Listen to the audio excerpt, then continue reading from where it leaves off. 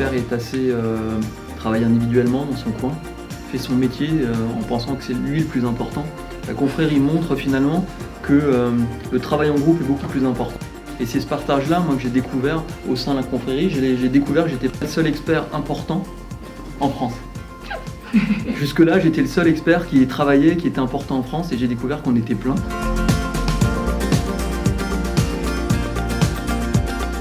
On a pris l'habitude de travailler ensemble, de partager nos connaissances, et bien souvent on a des dossiers avec une complexité qu'on ne maîtrise pas forcément toujours, et d'avoir la chance d'avoir une réponse rapide par un savoir que peut avoir un de ses confrères, et ce confrère on l'a à côté de soi, ça fait gagner un temps fou. J'en parle pas forcément directement, mais c'est vraiment un apport personnel, une richesse personnelle, de savoir qu'il y a un soutien en fait. Cette confrérie, c'est des amis, c'est des copains, c'est des soutiens finalement. Et nos échanges permettent, je pense, de donner beaucoup de confiance.